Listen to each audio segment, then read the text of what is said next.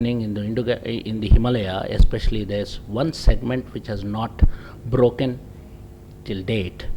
And if at all an 8 or an 8.5 magnitude earthquake is generated, what could be the horizontal ground motion accelerations generated in terms of amplitude and its frequencies, and what could it result in what could be the consequences, especially in terms of housing? As he would be talking about it, I would not encroach on that. So since then, we have embarked and we have been working, and the most important thing I would like to state is, when you look at the seismic zonation map of India, whether it's Agra, whether it's Narora atomic power plant or other areas, they are all been classified as seismic zone 3, or Delhi if you see seismic zone 4. Now the question is very simple. What could be the accelerations and what could be the frequencies is the biggest question any engineer shall ask. An earthquake of a 5 magnitude, 5.5 or a 6 happens in Hindu Kush. Tall buildings in Noida, Gurgaon and elsewhere start swinging. Now earthquake happened somewhere, but it is swinging here. Now what is the reason for that? So such kind of studies we have embarked upon and looking at, and especially in Northeast, I've been working for the last 25 years, and what is very conspicuously seen and observed is, you may have stilt type houses but with wood, elevated because to try to protect themselves from floods and wild animals, but that traditional knowledge which has gone into stood the test of the time, because we know there have been 2 great earthquakes in the last 125 years. Every month the Northeast gets rocked thrice or 4 times. So it is not just one event which rocks. Continuously that region is being shaken, and still the life of the housing still exists there. So I'm not saying that the civil engineers don't take this into consideration, but the traditional knowledge is of very prime importance, and it has to be borne in mind. And we as seismologists would certainly talk what are the probable sources, how when the waves are propagating and transmitting, what is the effect of due to the structure beneath, and what could be the local site. But it is you engineers who play a very pivotal role, because I still remember 2011 we were in Srinagar. We were doing the Jugalbandi of outreach. I was speaking on seismology and he was speaking on engineering aspects. One student amongst 2,000 stood up and asked a very thought-provoking question. Sir, can you give me an assurance that my bedroom is not going to collapse in the event of a great earthquake or a large earthquake, or in the event of shaking, because it's 7 years since I have slept. 2005 Muzaffarabad earthquake still haunts. I think you are touching on a very valuable point.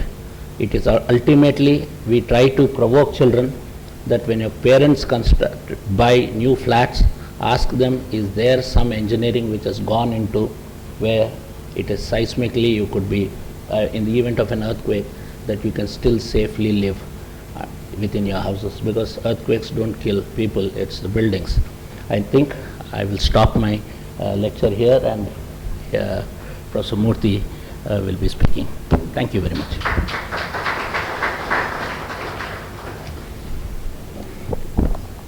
Thanks, Dr. Sri Nagesh. Yeah. Before I invite Professor C.V.R. Murthy, I just want to say a few words about this lecture. I am very happy, though it is distinguished lecture.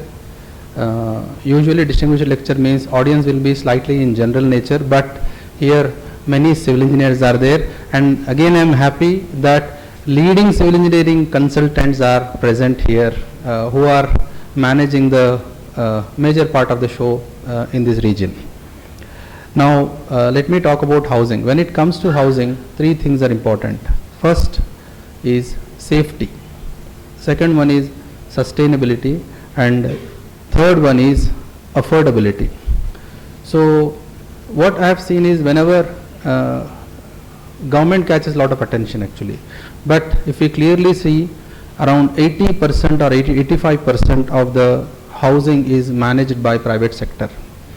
And the technology, so whenever we speak emerging technologies, so this word comes. So now when we say emerging technologies, we look towards either west or east. So when can we say that emerging Indian technologies?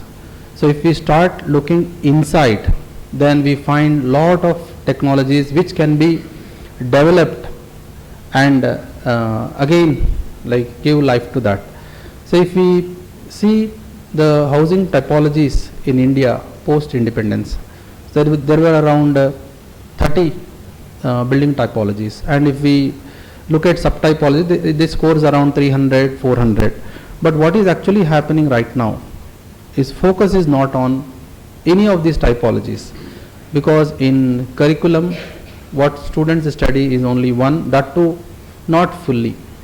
So these typologies are slowly going down, and on the name of emerging new technologies, so we are just copying or emulating what is not sustainable in our locations.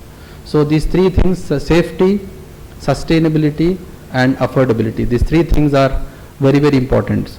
Now before you arrange the laptop, sir, laptop we need to arrange, and I'll just, Professor C.V.R. Murthy, sir, please. He is a person who don't need introduction to many, but there are few people who may not know him, so I'm just telling about him. Professor C.V.R. Murthy did his B.Tech and M.Tech from IIT Madras, and then went to Caltech and did PhD there, PhD in Caltech. Okay, and then he joined for a short duration in IIT Delhi, and then from there in '94 he joined IIT Kanpur, and he had a long spell of time at IIT Kanpur along with other faculty colleagues, and Professor C.V.R. Murthy and Professor Sudhir Jain, these two names, they have really shaken the country and contributed a lot to earthquake engineering. And then after that he came to IIT Hyderabad as a mentor. So he started the initial steps paving the way to IIT Hyderabad, and joined IIT Madras as a full-time faculty at IIT Madras. And then upon request and insistence from many of his colleagues and well-wishers, he has taken this charge of Director IIT Jodhpur. I don't know any faculty member in India who has served or worked in 5 IITs. Okay, and apart from his technical knowledge, he is a very good speaker. So I hope you will get a glimpse of that in this lecture. So over to you, sir.